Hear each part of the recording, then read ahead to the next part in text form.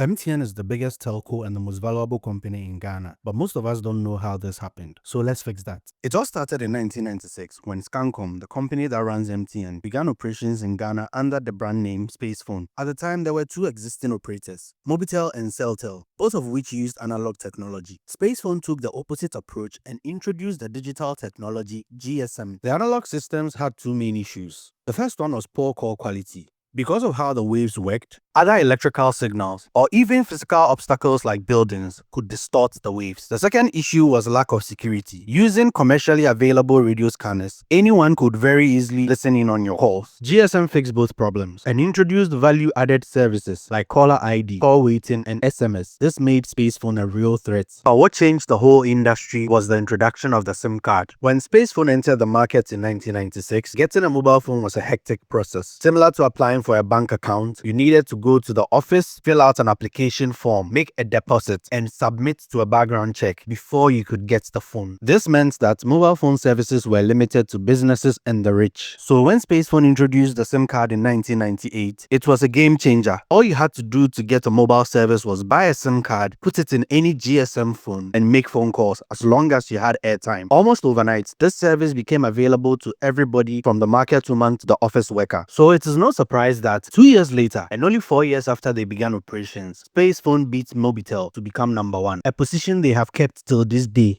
In 2006, the South African telecom giant MTN acquired Investcom, the parent company of Scancom, and by 2007, MTN Ghana was in full flight. In 2009, MTN introduced mobile money. At the time, this was a risky bet. Ghana was a cash-heavy economy, and the idea of digital money felt like a scam to many people. 6 years into mobile money, growth was still very slow, but instead of giving up and scrapping it, MTN doubled down. They went on a recruitment spree for agents all across the country, from big cities to small villages that even the big banks will not open branches in. This brought the brand and the service much closer to the people. But even more importantly, they invested in physical kiosks and stands. The problem was not that people didn't understand mobile money. The problem was trust. People just did not trust their money with a business that did not have a physical presence near them. These investments, in addition to rule changes by the Bank of Ghana, put MTN mobile money on a path to success. In 2025, mobile money alone generated 6 billion cedis for MTN. By comparison, Ghana's biggest bank, GCB, made 5.6 billion cedis in total revenue in 2025. This means that if Momo was a bank by itself, it would be the number one bank in Ghana by revenue. But the final decision I believe secured MTN's market leadership came in 2015. The National Communications Authority announced it was going to auction an 800 MHz 4G spectrum at a price of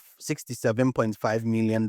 This was the prime real estate of 4G spectrums. It offered better call quality, better data coverage, and everything a telco needed to provide its customers with the best possible service. If any competitor was going to challenge MTN's dominance, this was how they were going to do it. Surprisingly, Vodafone, MTN's biggest competitor at the time, decided to boycott the auction. Their reason, the price was way too high. Unsurprisingly, MTN swooped in and paid the money. Vodafone would get the 4G spectrum 4 years later in 2019, but by that time, MTN would have dominated the market with their quality calls and quality data services. Today, MTN dominates the mobile market with about 75% of mobile subscribers, 79% of the data market, more than 85% of mobile money, and their 4G covers more than 99% of the population. But what is even crazy is MTN alone accounts for almost 30% of the Ghana Stock Exchange. At this point, it is difficult to see how any telco, whether existing or new, will be able to overtake this. If you want more videos like this, follow and let me know what other stories you want me to cover.